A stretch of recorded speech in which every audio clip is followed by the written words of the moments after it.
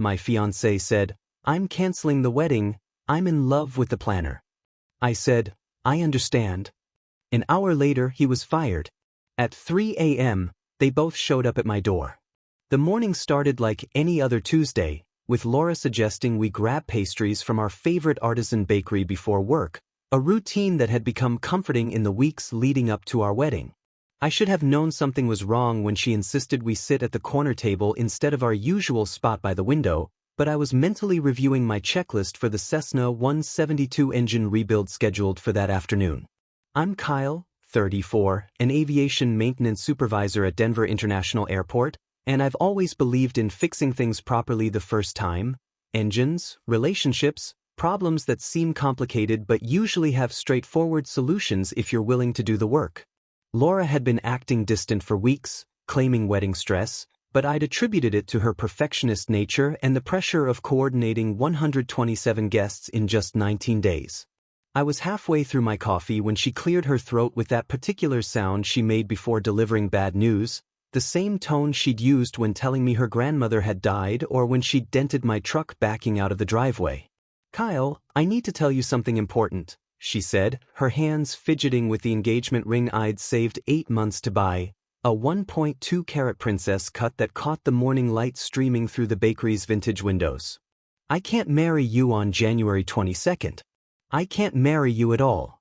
The words hit me like finding metal shavings in an oil pan, unexpected but immediately diagnostic of a bigger problem. "What do you mean you can't?" I asked, setting down my mug with deliberate calm, already switching into the analytical mindset that had served me well in crisis situations at 35,000 feet. "I'm in love with someone else," she continued, her voice gaining confidence as if she'd rehearsed this speech. "It's Preston, our event coordinator. We've had a connection for almost 3 months now." Preston Kellerman from Luminous Occasions LLC, the man who'd spent the last 11 weeks convincing us he was the premier wedding planner in Denver, who'd insisted on private consultations with Laura for vision alignment sessions that I was mysteriously never invited to attend despite paying half the bills. "The late-night phone calls about floral emergencies," I said, pieces clicking into place with mechanical precision. "The Saturday afternoon meetings you said were too boring for me to join. The sudden interest in wine tastings at venues we'd already booked." She nodded, looking almost relieved that she didn't have to explain further. "He understands me in ways you never did, Kyle. He's passionate about beauty, about creating magical moments. He makes me feel alive and sophisticated, like I deserve more than just comfortable." Comfortable. 6 years together, and I'd been reduced to comfortable, like an old couch she was ready to donate to charity. "When did this start?" I asked, surprised by how steady my voice sounded when everything inside me felt like it was free-falling. "November 3rd, she said without hesitation, clearly having anticipated this question. "The night after we toured the botanical garden venue. He called about some crisis with the lighting setup, and we ended up talking for 3 hours about art and travel and dreams. He's been to Morocco, Kyle. He speaks French. He knows about wine regions and can discuss literature for hours." I nodded slowly, doing quick mental calculations. November 3rd was exactly 12 weeks ago, which meant their connection had been building while Preston charged us $15,000 for services that apparently included seducing my fiancé during billable hours. "I understand," I said, watching her face register surprise at my calm response. "You found someone who excites you more than I do. That's important to know before a wedding, not after." "You're not angry?" she asked, clearly having expected tears or pleading or the kind of dramatic confrontation that would make her feel more justified in her betrayal. "I'm disappointed," I replied honestly, "but I'd rather know now than discover this 5 years into a marriage." She relaxed slightly, probably thinking this was going easier than she'd planned. "I knew you'd understand eventually. You're practical that way. Preston said you'd probably be relieved too, deep down, because we've grown apart." Preston had opinions about my feelings now, apparently. "I need to use the restroom," I said, standing up with the same measured movements I used when troubleshooting aircraft systems. "When I come back, we can discuss the logistics." In the bakery's cramped bathroom, I pulled out my phone and made 2 calls that would change everything. First, I dialed my cousin Diane in Boulder, who specialized in contract law and had warned me to read every vendor agreement carefully. Diane, I need to know if a wedding vendor having an affair with a client violates standard employment contracts, I said, keeping my voice low. Almost certainly, she replied immediately. Most event companies have strict anti-fraternization policies with clients. If you can prove inappropriate conduct, that's usually grounds for immediate termination. My second call was to Luminous Occasions LLC, where I calmly explained to the receptionist that I needed to speak with the owner, Mrs. Patricia Donovan, about urgent conduct concerns regarding our assigned coordinator, Preston Kellerman. I'll have her call you within the hour, the receptionist assured me, her professional tone shifting to concern when I mentioned it involved potential contract violations. When I returned to our table, Laura was typing rapidly on her phone, probably updating Preston about how well the breakup was going. So what happens now?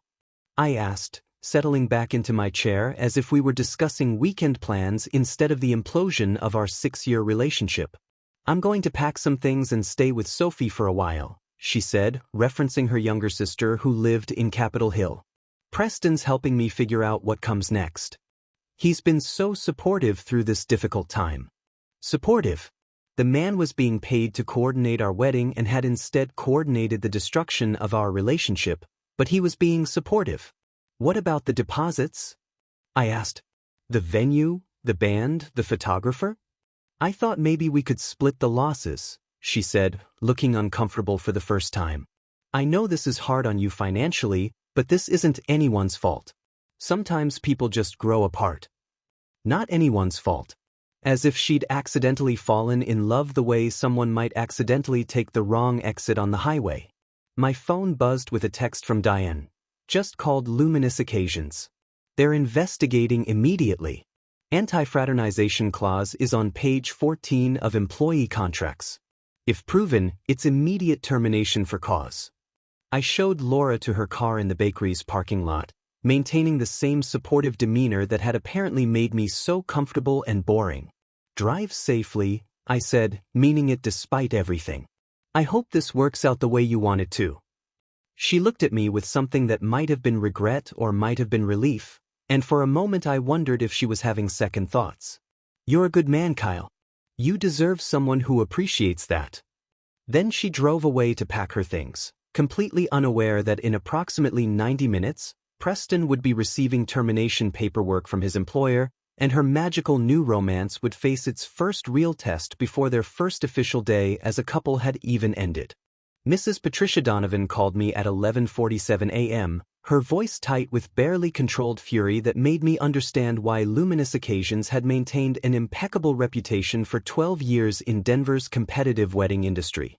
Mr. Mitchell, I've just finished reviewing Preston Kellerman's case file, and I want to personally apologize for this absolutely inexcusable breach of professional conduct, she said, clearly having spent the morning in damage control mode.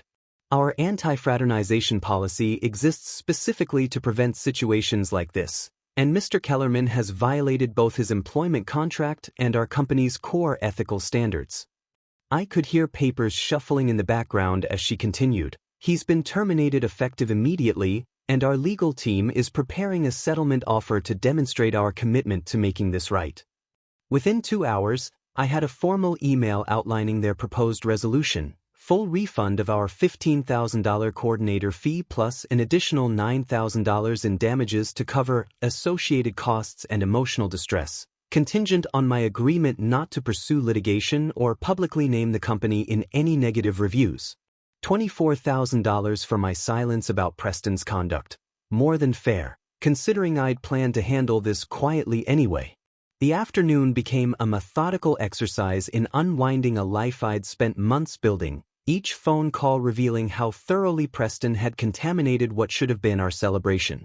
The Denver Botanic Gardens venue coordinator, Margaret Chen, expressed genuine sympathy when I explained the situation and offered to return 60% of our $4,200 deposit, citing extraordinary circumstances beyond the client's control.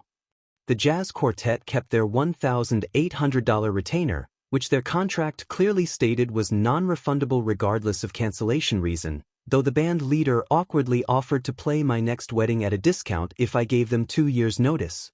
Sarah Williams, our cake designer and a former colleague from my time at Rocky Mountain Aviation, refunded every penny of our $1,100 payment after I told her the truth, adding that she'd never trusted that smarmy event coordinator anyway, and had wondered why Laura insisted on private tastings without me. By 4:30 p.m., I'd updated my Facebook status with a carefully crafted post. Weddings cancelled. Laura found her real match. If anyone needs a prepaid honeymoon suite at the Oxford Hotel for January 22nd, hit me up. It's got champagne service and mountain views. I tagged no one specifically, but within 30 minutes, 17 people had commented with variations of, "What happened?" and "Are you okay?" By evening, the entire story was circulating through our social circle with impressive efficiency, particularly among friends who remembered Preston's aggressive self-promotion at our engagement party 6 months earlier, where he'd somehow managed to distribute business cards while giving a toast about love conquering all obstacles. Meanwhile, Preston was discovering that his corporate apartment lease was tied to his employment status, requiring him to vacate within 72 hours, and that his company vehicle, a silver Audi Q5 he'd used to impress clients, needed to be returned to luminous occasions by close of business Thursday. More devastating was the professional blacklisting spreading through Denver's interconnected event planning community, where Mrs. Donovan's reputation carried enough weight to effectively end his career with a few strategic phone calls to competing firms.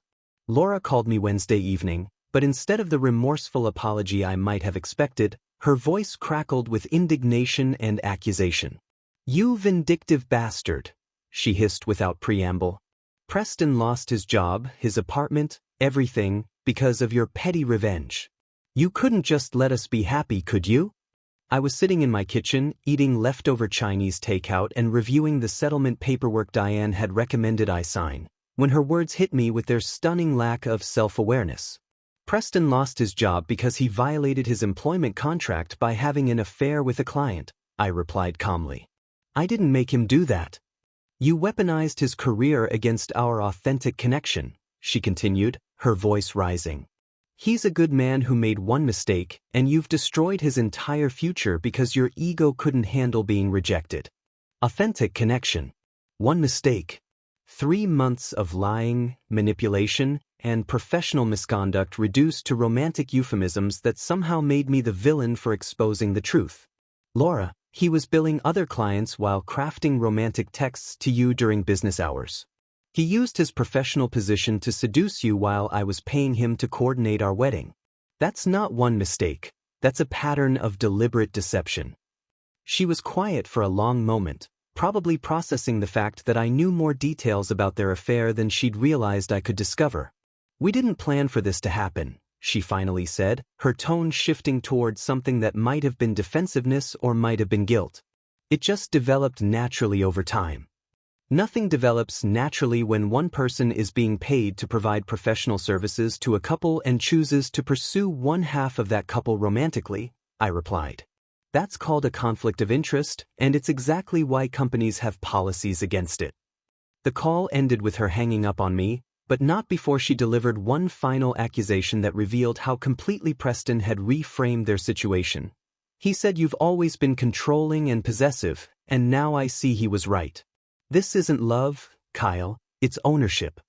I stared at my phone for several minutes after the line went dead, marveling at how Preston had managed to position himself as both the victim of my alleged controlling behavior and the hero rescuing Laura from my oppressive influence, all while collecting payments for services he was actively sabotaging through his pursuit of my fiancée. Thursday morning at 6:45 a.m., my Ring doorbell chimed with the familiar sound that usually meant package deliveries, but the camera revealed Laura standing on my front porch flanked by 2 women I recognized immediately, her younger sister Sophie and their mother Carol, both wearing expressions that suggested they'd come prepared for battle. I opened the door but kept the security chain engaged, creating a gap just wide enough for conversation while maintaining a physical barrier that felt increasingly necessary given Laura's escalating hostility since Preston's termination. "Kyle, we need to talk," Carol announced with the authoritative tone she'd perfected during 30 years as a high school principal. This situation has gotten completely out of hand, and you need to fix it immediately. Sophie stepped forward, her voice sharp with accusation. Laura told us you lied to Preston's company and got him fired for no reason. That's harassment, Kyle. You can't destroy someone's career because you're hurt.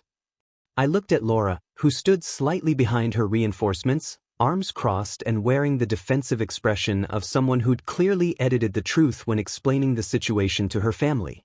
Did you tell them about the 3-month affair? I asked directly. Did you mention that Preston violated his employment contract by pursuing a romantic relationship with a client while billing us for wedding coordination services? Carol's expression shifted slightly, the first crack in her confident demeanor. Laura said you two had grown apart and that she developed feelings for someone else. She didn't say anything about any inappropriate professional conduct. Because there wasn't any, Laura interjected quickly. Preston and I connected emotionally first. The professional relationship was separate from our personal feelings. I pulled out my phone and showed them the recording app I'd activated before opening the door, a precaution Diane had suggested given Laura's increasingly erratic behavior. Colorado is a one-party consent state, I explained calmly. I can legally record this conversation, just like I recorded our discussion at the bakery on Tuesday morning when Laura admitted their affair started November 3rd. Sophie's confidence wavered visibly. You recorded her without permission? That's creepy, Kyle. It's legal protection, I corrected. Especially when someone accuses me of lying to employers or harassment. I have screenshots of flirtatious text messages between Laura and Preston dating back 11 weeks, time-stamped during business hours while he was supposed to be coordinating vendor meetings for our wedding. Carol turned to stare at Laura with an expression I'd never seen before, disappointment mixed with something that looked like recognition, as if pieces of a puzzle were finally clicking into place. Laura Marie, is this true? Have you been lying to us about what really happened? I simplified things, Laura said defensively. I didn't think the details mattered since Kyle was being so understanding about everything. Understanding? Carol's voice rose slightly. You told us he was being vindictive and controlling. You said he was trying to punish you for being honest about your feelings. I watched this family dynamic unfold with the detached interest of someone observing a mechanical failure in real time. You could see exactly which components were about to break and in what sequence. Mrs. Henderson, I said, addressing Carol directly, I've forwarded all evidence to my cousin Diane, who practices contract law in Boulder. If anyone wants to pursue legal action against me for reporting professional misconduct, they're welcome to try, but I'd recommend consulting an attorney first about the strength of their case. The threat hung in the air for several moments before Carol surprised everyone by turning her frustration toward Laura instead of me. I never trusted that man, she said, her voice tight with controlled anger. At the venue walkthrough last month, I saw him put his hand on your lower back while Kyle was examining the sound system setup. It was inappropriate then, and apparently it was part of a much bigger pattern of inappropriate behavior. Sophie looked between her mother and sister, clearly realizing she'd been recruited for a battle based on incomplete information. Mom, you didn't say anything about that before. Because I hoped I was imagining things, Carol replied. I gave Laura the benefit of the doubt, and I trusted that a professional wedding coordinator would maintain appropriate boundaries with clients. Apparently, I was wrong on both counts. Sophie stormed off toward her car, throwing over her shoulder, I'm not dealing with this drama anymore. Figure it out yourselves. But Carol lingered, studying my face with the analytical gaze of someone who'd spent decades reading teenage behavior and detecting lies. Kyle, I owe you an apology. Laura clearly hasn't been honest with us about what happened, and I shouldn't have come here making demands without knowing the full story. She reached into her purse and pulled out a sealed envelope, pressing it into my hands despite Laura's sharp protest. Mom, what are you doing? What I should have done from the beginning, Carol replied firmly. Your father and I contributed $8,000 toward this wedding. Half of that belongs to Kyle, especially given how this situation has unfolded. Laura's face went pale. You can't give him our money. That was supposed to help us start our lives together. It was supposed to help you and Kyle start your lives together, Carol corrected. Since you've chosen a different path, The least I can do is make sure Kyle isn't financially penalized for your poor choices." As they left, I could hear Laura's voice rising in the driveway, arguing with her mother about loyalty and taking sides, while Carol's responses grew increasingly clipped and final. Later that afternoon, Preston made his most catastrophic mistake yet by attempting damage control through a digital scorched earth campaign that revealed just how thoroughly his judgment had deteriorated since losing his job. He sent a detailed email to my supervisor at the aviation company, my parents in Colorado Springs, and several mutual friends, painting himself as the victim of my possessive and emotionally distant behavior that had supposedly created a hostile environment, forcing Laura to seek emotional connection elsewhere. The manifesto was 3 pages long and included phrases like Kyle's inability to appreciate Laura's sophisticated emotional needs, and my professional obligation to ensure client satisfaction in all aspects of the wedding experience, as if seducing clients was a standard industry practice rather than grounds for immediate termination. His plan backfired spectacularly when recipients began noticing that he was still using his old Luminous Occasions email signature despite being terminated 2 days earlier, and several messages accidentally included metadata showing he'd been crafting romantic messages to Laura during billable hours while working on other clients' events. My supervisor, Janet Morrison, forwarded me Preston's email with a note that simply said, "This guy seems unhinged. Everything okay on your end?" When I called Diane to update her on the morning's family confrontation and Preston's afternoon email campaign, she laughed so hard she started coughing. "Kyle, this man just gift-wrapped evidence of his unprofessional conduct with a bow. I'll represent you pro bono just to watch his world crumble further. This is better than any law school case study." Saturday at 3:14 a.m., my Ring doorbell's motion sensor jolted me awake with its distinctive chime, followed immediately by aggressive pounding on my front door that sounded like someone was trying to break through the wood with their bare fists. The high-definition camera revealed Laura and Preston standing on my porch, both visibly intoxicated and swaying slightly, with Preston's usual designer suit replaced by a stained gray hoodie that looked like it hadn't been washed in days. A shocking departure from the meticulously groomed professional who'd convinced us he was Denver's premier wedding coordinator just 5 days earlier. I grabbed my phone and started recording before unlocking the door, keeping the security chain firmly in place while Preston launched into a slurred but surprisingly coherent speech about needing a man-to-man conversation to resolve this situation like reasonable adults. His appearance was jarring, unshaven, hollow-eyed, wearing clothes that suggested he'd been sleeping in his car or crashing on friends' couches since losing his corporate apartment. "Kyle, you've got to call Mrs. Donovan tomorrow morning," he said, his breath reeking of alcohol and desperation. "Tell her you misunderstood the situation, that there was no inappropriate conduct, that you were just angry about the breakup and wanted to cause problems for me." I kept my voice steady and clear for the recording. "Preston, you're drunk and trespassing on my property at 3:15 in the morning. You need to leave immediately." "I'm not leaving until you agree to fix this mess," he replied, his tone shifting from pleading to threatening. "You have no idea what you've done to my life. I lost everything because of your vindictive lies, and now you're going to make it right." Laura stepped forward, her designer dress wrinkled and her makeup smeared, looking like she'd been crying for hours. "Kyle, please just listen to him. Preston has nothing left to lose now, and he's not handling this well. You've pushed a good man to his breaking point." Nothing left to lose. Words that carried an implicit threat hanging in the night air like exhaust fumes from a faulty engine. "Are you threatening me?" I asked directly, making sure my phone captured both the question and whatever response followed. "I'm telling you the truth," Preston said, his voice rising. "I have private correspondence where you complained about wedding stress and Laura's spending habits. Emails where you called her high maintenance and questioned whether you were making a mistake. Everyone's going to see what kind of controlling, resentful partner you really were." I felt my blood pressure spike as I realized he was attempting straight-up blackmail using private venting sessions I'd shared during moments of normal pre-wedding anxiety, conversations he must have obtained through Laura's phone or email accounts. "So you're saying you'll release private communications unless I lie to your former employer?" I asked, wanting to get his threats clearly on record. I'm saying you have a choice, Preston replied, emboldened by what he probably thought was leverage.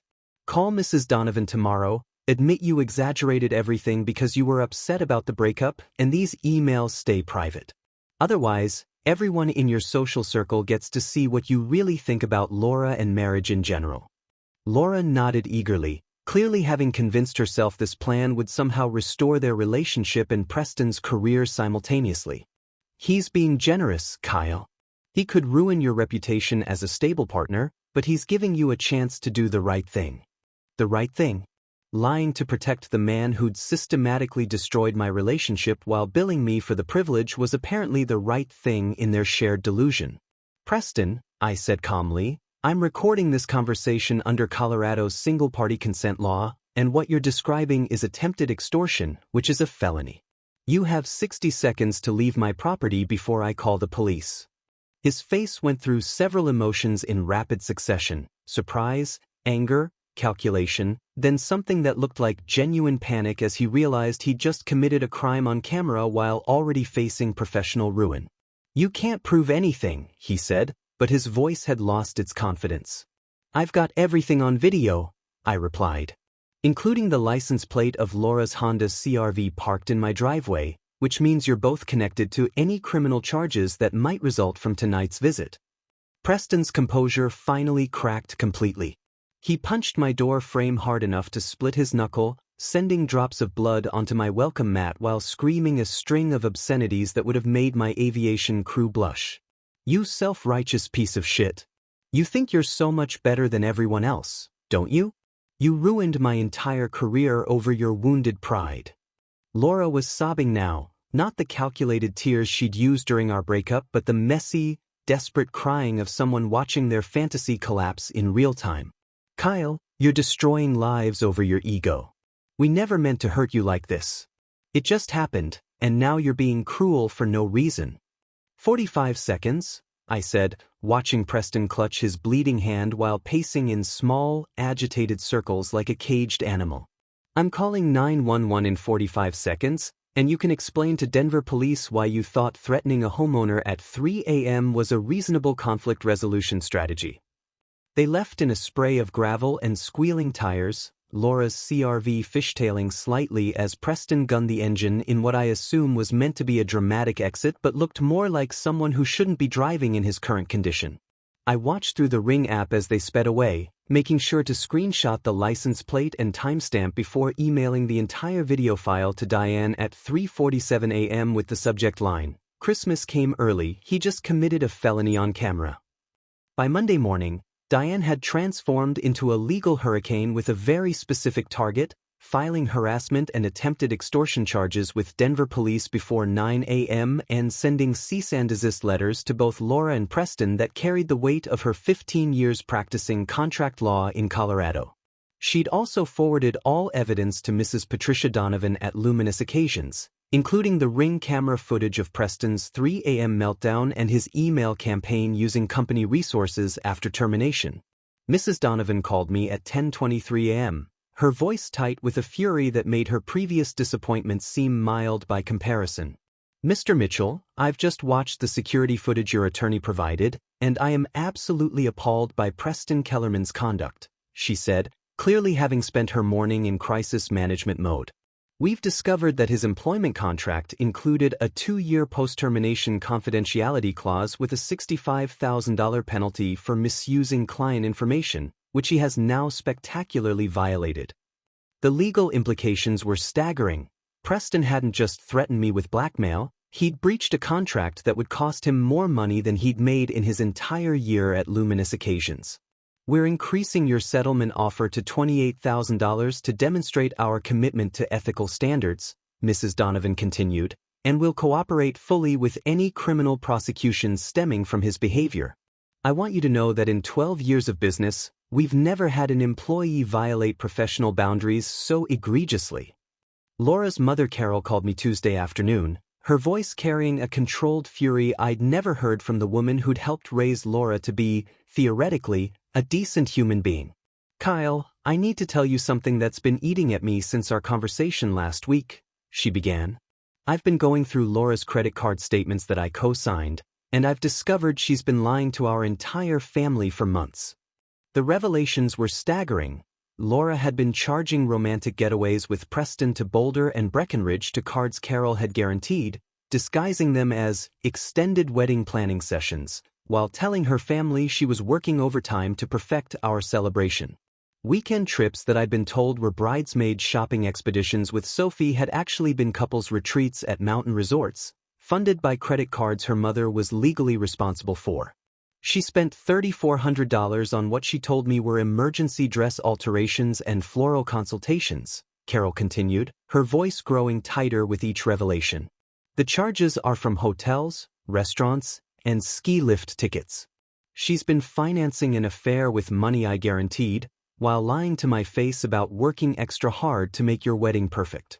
Carol had consulted an attorney about removing herself from Laura's financial obligations and was seriously considering it, despite the potential credit damage, because she couldn't stomach being financially connected to someone capable of such deliberate deception.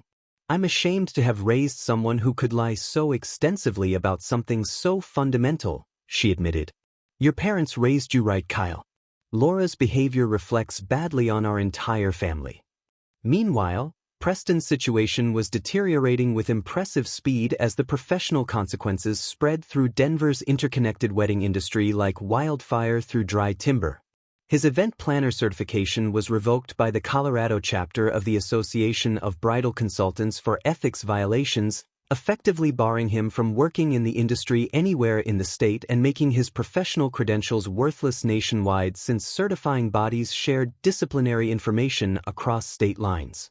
The financial pressure forced him to move back to his parents' ranch outside Laramie, Wyoming, where he'd taken a job managing inventory at Rocky Mountain Feed and Supply, a spectacular fall from coordinating luxury weddings for Denver's elite to counting fertilizer bags and livestock supplements in a rural warehouse. Laura faced her own professional reckoning when her boutique marketing firm, Elevate Creative Solutions, terminated her contract after their HR department learned about the scandal through mutual connections in Denver's surprisingly small professional community. Her exit paperwork cited concerns about judgment and professional boundaries, and included a clause preventing her from working with competing firms for 6 months, effectively blacklisting her from marketing jobs in her specialty area. The irony wasn't lost on me that both of them had lost their careers by pursuing what Laura had called their authentic connection, proving that some authentic connections are authentically toxic for everyone involved. Preston's parents, according to mutual friends who maintained loose social media connections, were reportedly furious about having their 29-year-old son move back into his childhood bedroom after destroying his career through what his father apparently called the stupidest midlife crisis in family history.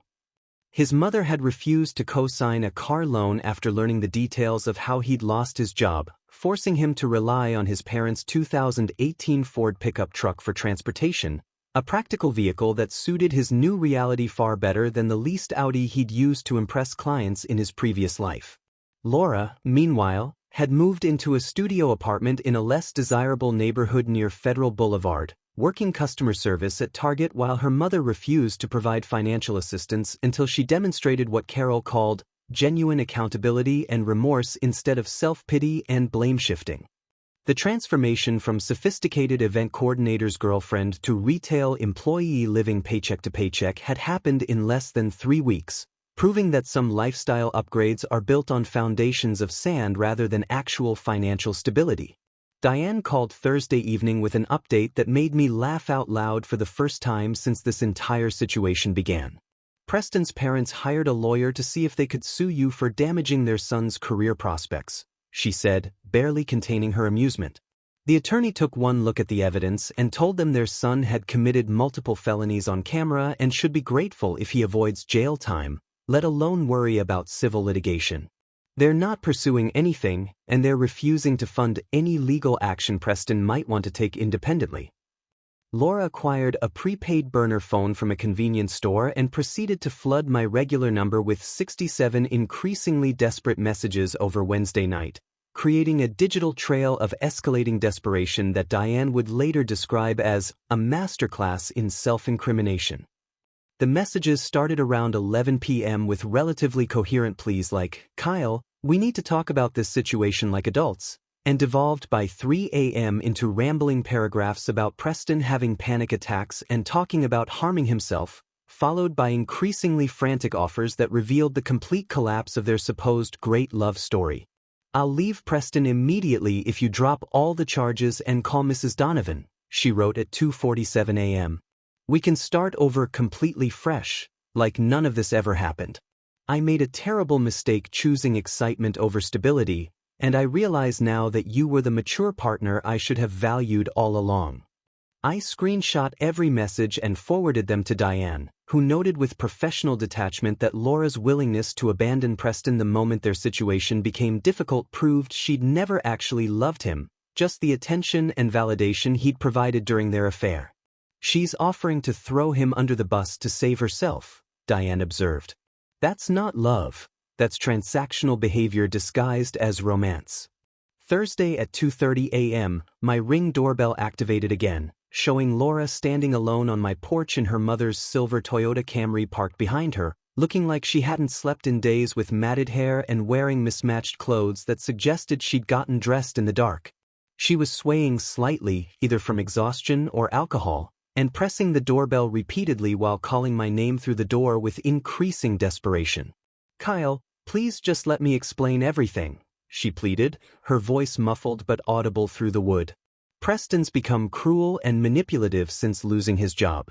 He's blaming me for everything that happened, saying I seduced him and ruined his life. He's not the man I thought I was falling in love with." I'd called 911 the moment my doorbell motion sensor alerted me to movement, and I could see police lights approaching from my upstairs bedroom window as Laura continued her monologue about Preston's true character being revealed under pressure. "You were the stable, mature partner all along," she continued, apparently unaware that law enforcement was 30 seconds away from ending this conversation. "I got swept up in the excitement of feeling desired and sophisticated, but Preston was just using me to feel powerful. I see that now." The responding officers were professional but firm, explaining to Laura that she was violating the cease and desist order Diane had filed and that any further contact could result in arrest for harassment. They escorted her to her mother's car without handcuffs, but made it clear that this was her final warning before criminal charges would be filed for stalking behavior. I watched from my bedroom window as they followed her Toyota out of my neighborhood, ensuring she actually left rather than parking nearby to wait for them to leave. Friday morning, I filed for a formal restraining order requiring Laura to maintain 500 feet distance from my home and workplace, a legal protection that felt both necessary and surreal given that 3 weeks earlier I'd been planning to spend my life with this person. The paperwork was straightforward, but the psychological impact of needing legal protection from someone I'd once trusted completely was more jarring than I'd expected. Preston, learning about Laura's late-night visit through what I assume was a tearful confession during one of their increasingly frequent fights, sent me his most unhinged communication yet, a rambling, misspelled email that arrived at 4:23 a.m. and read like the manifesto of someone who'd completely lost touch with reality. "Kyle, you need to understand that Laura seduced and manipulated me into this situation," he wrote, apparently having decided that throwing her under the bus was his best remaining strategy. "She pursued me aggressively from our first meeting, making suggestive comments about feeling unfulfilled in your relationship and asking me personal questions about my romantic history. I'm the real victim of her narcissistic games, and now she's abandoned me the moment things got difficult." The email continued for 6 paragraphs, painting Laura as a calculating predator who deliberately destroyed his career and reputation for her own amusement, conveniently omitting his role as a paid professional who'd violated basic ethical boundaries by pursuing a client romantically. "She told me you were emotionally distant and that she was planning to leave you anyway," he claimed. "I thought I was helping someone escape an unhappy situation, but she was just using me to create drama and excitement in her boring life. Now she's trying to crawl back to you while I'm stuck dealing with the consequences of believing her lies." Diane added Preston's desperate blame-shifting email to our evidence file with obvious glee, noting that his attempt to portray himself as Laura's victim directly contradicted his earlier claims about their authentic connection and his professional obligations to ensure client satisfaction. "He's now given us 3 different versions of events," she observed.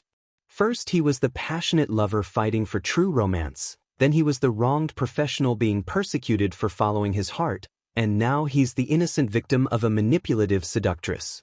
None of these stories can be simultaneously true, which makes him a terrible witness for his own defense.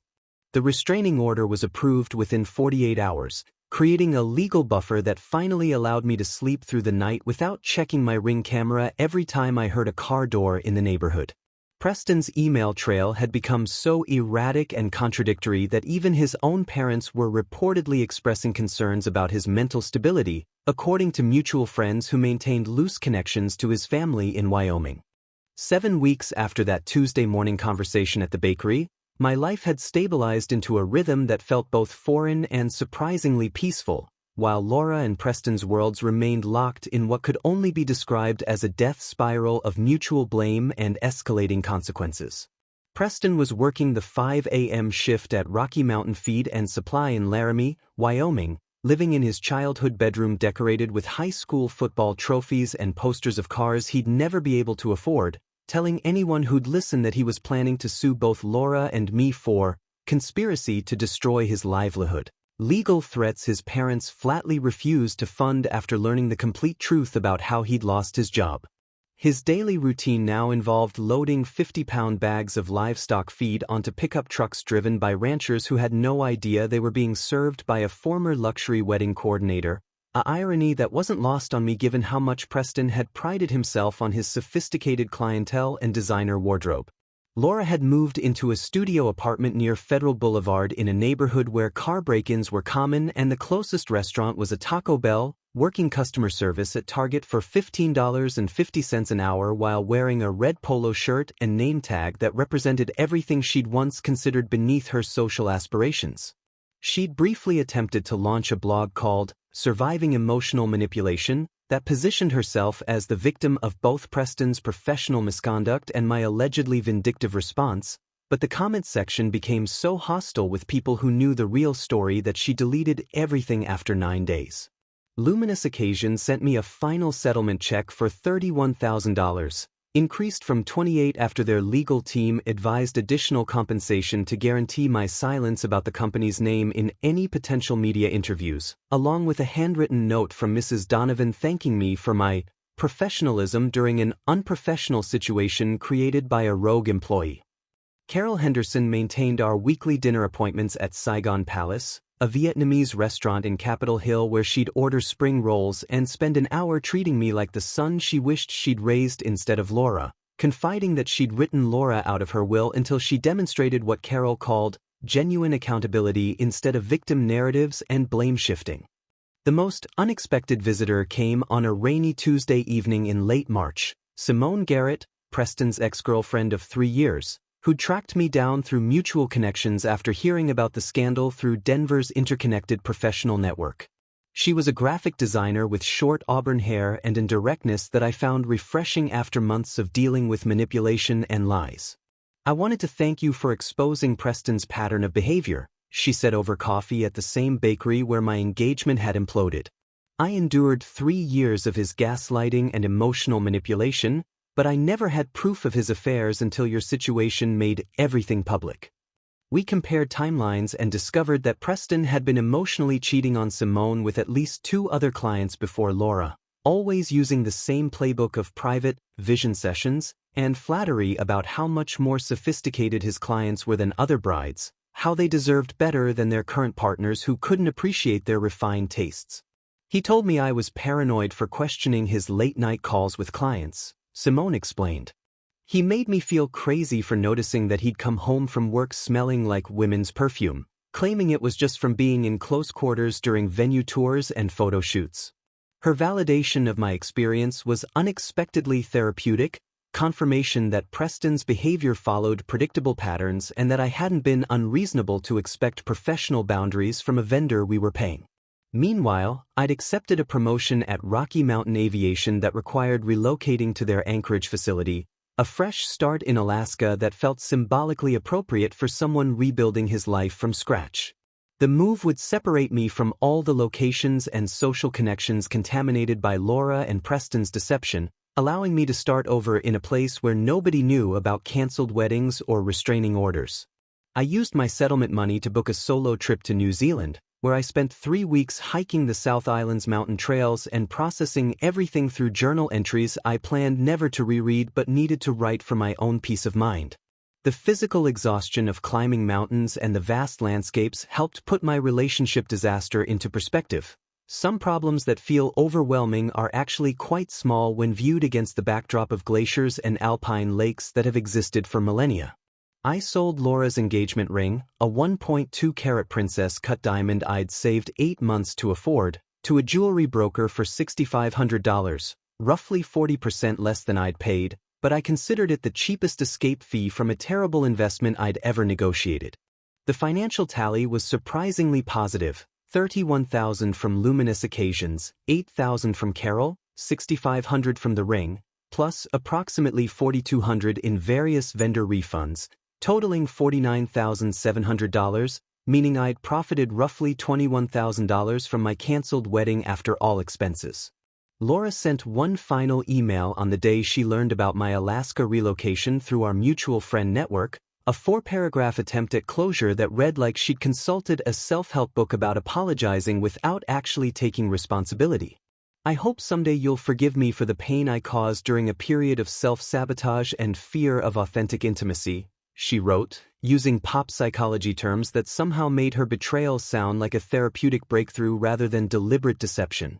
I realize now that I was running from the stability and genuine love you offered because it felt too real, too permanent, and I wasn't mature enough to appreciate what we had built together. I read her email once, felt absolutely nothing and never responded, the truest closure possible. Preston's last known communication was a drunk dial voicemail at 11 p.m. on a Friday night, slurring that I didn't win anything, Kyle. You just proved you're as petty and vindictive as everyone in this fake city, a message I saved purely as a reminder of the bullet I'd dodged by discovering his true character before legally binding myself to someone who could be manipulated by him. My therapist, Dr. Raymond Wu, summed up the entire situation perfectly during our final session before my move to Alaska. They built their relationship on betrayal, deception, and the destruction of other people's lives.